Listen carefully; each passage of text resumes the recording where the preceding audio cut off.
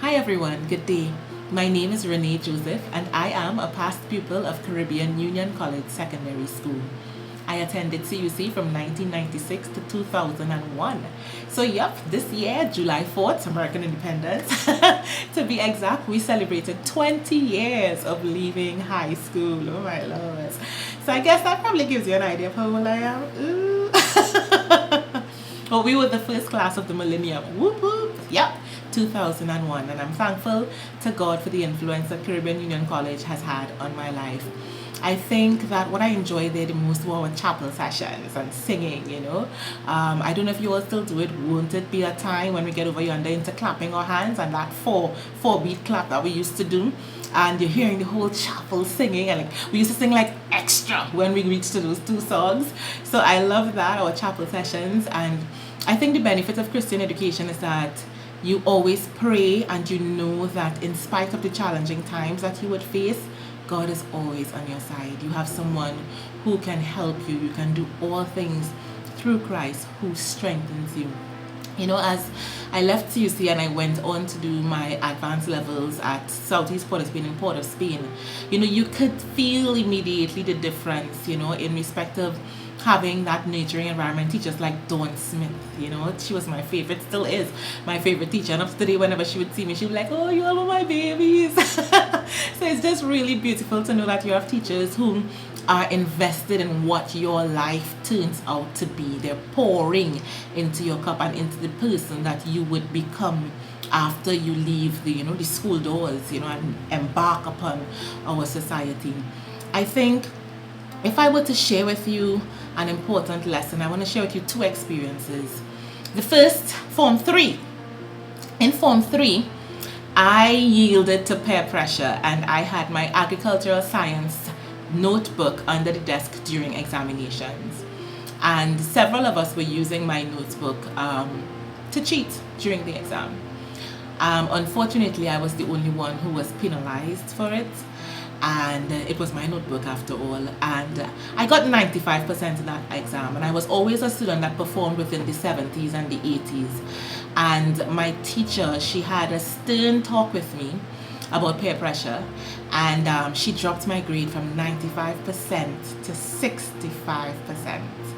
That hurt me to my core, particularly because nobody else was as severely punished, but I think more so even losing the trust and the confidence that your teachers had in you, that lesson never left me. And don't compromise your integrity for friendship, young people, because a lot of the times you'll be the only one left standing and all fingers will be pointed at you. So that taught me an invaluable lesson, on cheating, on being true to who you are, being an honest person, walking a true and right and just path, and just being generally a person who can be counted upon, a person of integrity, a person of your word, a person who can be trusted.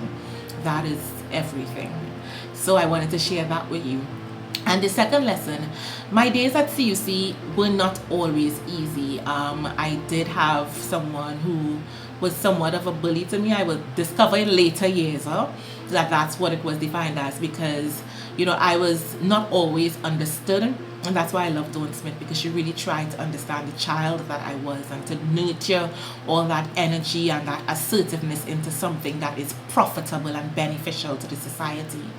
And I was bullied, so that was what somebody said to me when I described to them my high school experience. They said, yeah, that was bullying, because I would be called names, I would be teased about my nose, I'd be teased about my color, I was teased about the size of my forehead, that I could butt concrete for wassa and smoke a cigarette in the rain.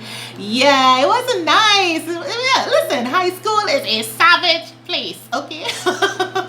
But ultimately, I think you grow from your challenging times. You really become a fearsome warrior, I suppose, when you defeat the odds and you show that, in spite of what you may have thought of my nose, my forehead, or my complexion, I'm a successful attorney at law today. So just showing persons that, listen, your negative talk did not keep me down.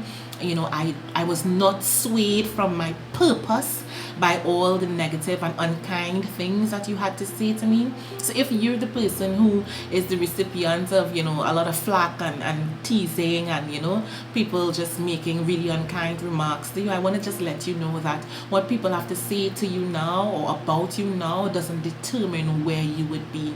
God has a plan and a purpose for your life, and no negative commentary from any third party could thwart what God wants to do with you.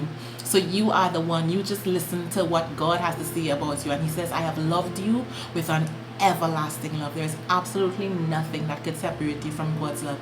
And He says that I know the plans that I think towards you, thoughts of success and not of failure, thoughts of good and not of evil, to give you an expected end. So in those moments when people may make you feel so small, so insignificant, so unlovable, even sometimes, I felt as though I was being victimized by teachers.